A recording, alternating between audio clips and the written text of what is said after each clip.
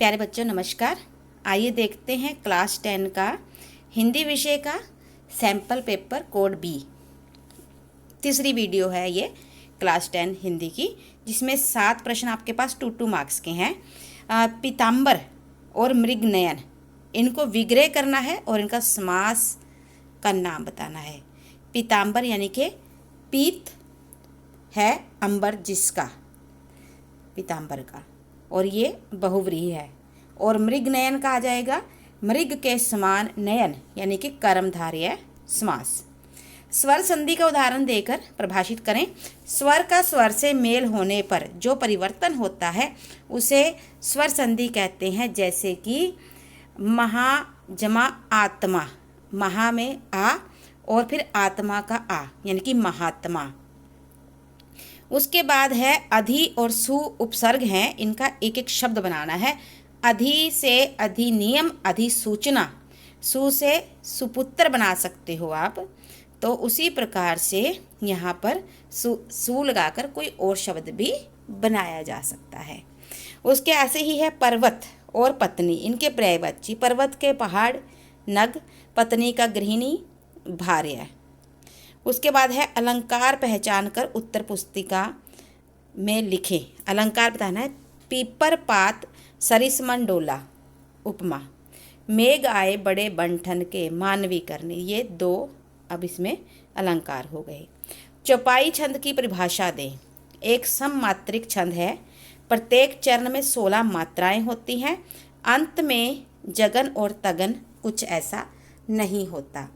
जैसे जय हनुमान ज्ञान गुण सागर, जय कपीस तिहु लोक उजागर, रामदूत अतुलित बल धामा, अंजनी पुत्र पवन सुत नामा।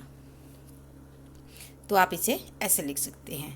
उसके बाद विज्ञान के चमत्कार देखिए बेटा, बार बार आ रहे हैं। शिक्षक दिवस, राष्ट्रीय भाषा हिंदी, वसुधैव कुटुंबकम और विजयदशमी अथवा दशहरा, ये 5 आपने पढ़ लेने हैं। जुर्माना माफ़ी हेतु मुख्याध्यापक को पत्र।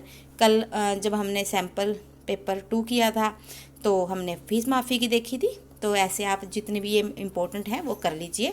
और मित्र को छात्रवृत्ति यानी कि स्कॉलरशिप मिली है तो बधाई देते हुए पत्र लिखें। उसके बाद क्षितिज काव्य खंड के आधार पर कुछ बहुविकल्पीय प्रश्न हैं, जैसे उद्धव को बड़भागी कहने में कौन सा भाव निहित है? व्यंग भाव है। पाठ्यक्रम में निहित राम लक्ष्मण परशुराम संवाद की भाषा कौन सी है? अवधी। किसकी स्मृति को कवि ने पाथेय कहा है? पत्नी की स्मृति को। फागुन में गाया जाने वाला गीत फाग। फसल कितने हाथों के स्पर्श की गरिमा है? करोड़ों। और तार सप्तक किसे कहा गया? सरगम के उच्च स्वर को। उसके बाद आपको एक काव्यांश है, उसे पढ़कर प्रश्नों के उत्तर देने हैं। इसमें जैसे ये ऊपर सारा जो है राम लक्ष्मण परशुराम संवाद है, जिसकी रचना तुलसीदास जी ने की है। और इसमें ये इसका पहला प्रश्न भी है कि प्रस्तुत काव्यांश के कवि और कविता का नाम बताएं। फिर है रघुकुल परंपरा की क्या विशेषता है? कि रघुकुल परंपरा में देवता ब्राह्मण हरि के भक्त गायक पर अपनी वीरता का प्रदर्शन नहीं किया जाता। उसके बाद है भृगुसुत किसे कहा गया है? परशुराम जी को भृगुसुत कहा गया है। कोटि कुलिस संबचनु तुम्हारा, पंक्ति में कौन सा अलंकार है? उपमा अलंकार। कुम्हड़ बतिया से क्या अभिप्राय है? वैसे तो कुम्हड़ बतिया को जो है सीताफल कहा जाता है, पर इस काव्यांश में इस शब्द का प्रयोग कमजोर अथवा निर्बल व्यक्ति के लिए किया गया है। उसके बाद आपने भाव और काव्य सौंदर्य यानी कि शिल्प सौंदर्य स्पष्ट करना है। ललित ललित काले घुंघराले, बाल कल्पना के कैसे पाले, विद्युत छवि उर में कवि नवजीवन वाले। भाव सौंदर्य के भी 1.5 मार्क्स हैं और शिल्प सौंदर्य के भी इतने ही हैं, क्योंकि टोटल ये 3 अंक का है। भाव में कवि ने पीड़ित और प्यासे लोगों के हृदय की पीड़ा को दूर करने के लिए बादलों का आह्वान किया है कि वे अपनी शक्ति से, अपने गर्जन से जो है लोगों की प्यास बुझाएं और नया जीवन का संचार करें। और जब शिल्प सौंदर्य की बात आएगी तो पहले हम बताएंगे भाषा खड़ी बोली, फिर छंद मुक्त कविता है ये। शैली इसकी संबोधन में है क्योंकि इन्हें बुलाया गया है। उसके बाद अलंकार की बात करें तो ललित ललित पुनरक्ति प्रकाश, बाल कल्पना कैसे पाले, ये उपमा अलंकार है। उसके बाद है सूरदास के पदों पर आधारित गोपियों का योग साधना के प्रति दृष्टिकोण जो है वो लिखें, साथ में लिखें उत्साह कविता में निहित संदेश, ये दोनों आपने अच्छे से याद कर लेने हैं। उसके बाद है क्षितिज गद्य खंड के आधार पर बहुविकल्पीय प्रश्न, चश्मे वाले की देशभक्ति के प्रति कौन नतमस्तक था, हालदार साहब। बाल गोविंद भक्त हर वर्ष गंगा स्नान के लिए कितने कोस की दूरी तय करते थे, 30 कोस। लखनवी अंदाज पाठ की क्या विधा है, व्यंग। लेखिका मन्नू भंडारी अपनी बड़ी बहन सुशीला से कितने साल बड़ी थी, 2 वर्ष। प्रवेश द्वार के ऊपर मंगल ध्वनि बजाने का स्थान क्या कहलाता है, नौबत खाना। उसके बाद है रूस का भाग्य विधाता किसे कहा जाता है, लेनिन को। फिर आपके पास एक गद्यांश है जो आज़ाद हिंद फौज से संबंधित है। आज़ाद हिंद फौज के मुकदमों का सिलसिला था। सभी कॉलेज स्कूल दुकानों के लिए हड़ताल का आह्वान, जो नहीं कर रहे थे, छात्रों का एक समूह वहां जाकर हड़ताल करवा रहा था। शाम को पूरा विद्यार्थी वर्ग चौपड़ पर इकट्ठा हुआ, फिर हुई भाषणबाजी। इस बीच पिताजी के एक दकियानूसी मित्र ने घर आकर अच्छी तरह पिताजी को लू उतारी, यानी कि चुगली लगाई। अरे उस मन्नू की तो मत मारी गई है, पर भंडारी जी आपको क्या हुआ है। तो प्रस्तुत गद्यांश का पाठ और रचयिता का नाम, पाठ का नाम है एक कहानी ये भी, और रचयिता जो है लेखिका है और उनका नाम है मन्नू भंडारी। हड़ताल का आह्वान क्यों किया गया, क्योंकि आज़ाद हिंद फौज के मुकदमे इसके संबंधित में ये चल रहा था पूरा आह्वान। छात्रों का बड़ा समूह क्या कर रहा था, जो हड़ताल में भाग नहीं ले रहे थे, छात्रों का समूह वहाँ जाकर हड़ताल करवा रहे थे। उसके बाद है पिताजी के मित्र का स्वभाव कैसा, दकियानूसी का अर्थ होता है रूढ़िवादी, घिसा पिटासा। लू उतारने का अर्थ होता है चुगली करना। उसके बाद रामवृक्ष बेनीपुरी और मन्नू भंडारी का जीवन परिचय देना है, 5 अंक का बेटा, दोनों के दोनों अच्छे से याद कर लेने हैं। उसके बाद है बाल गोविंद पाठ का मूल भाव, बाल गोविंद पाठ का मूल भाव स्पष्ट करें और वास्तविक अर्थों में संस्कृत व्यक्ति किसे कहा जाता है ये बताएं। ये दोनों ही 2 मार्क्स के क्वेश्चन हैं, इन्हें आपने लिखना है अच्छे से। उसके बाद है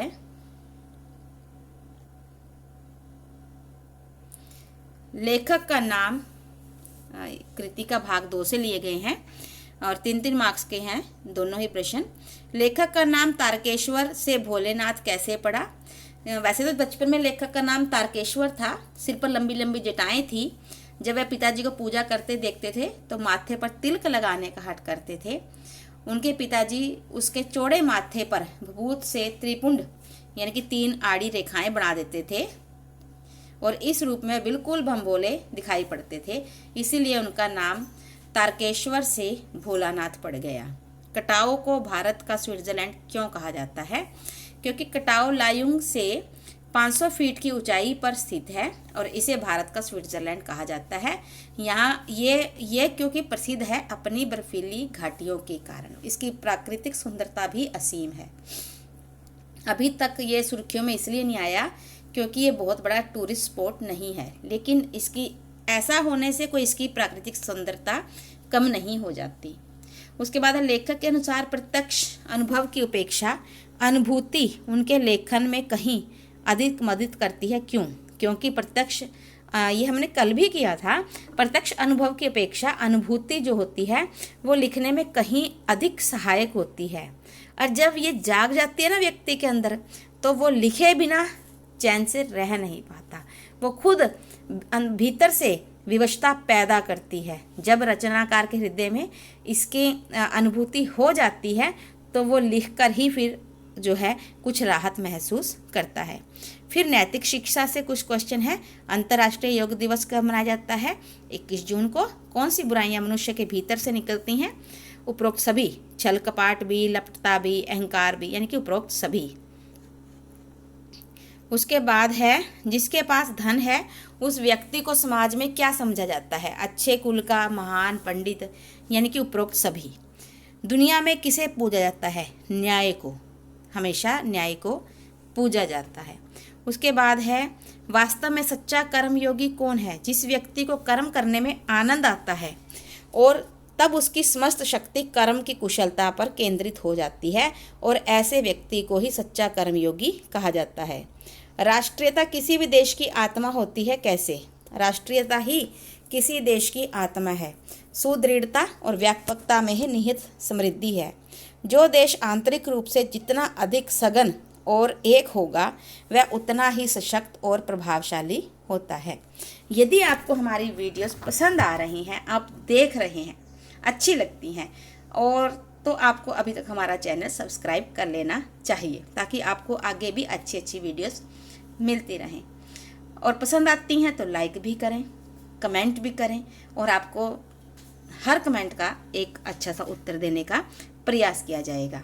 इसी आशा के साथ कि ये वीडियो भी आपके लिए बहुत लाभदायक होगी। Thank you so much. Have a nice day. God bless you बेटा।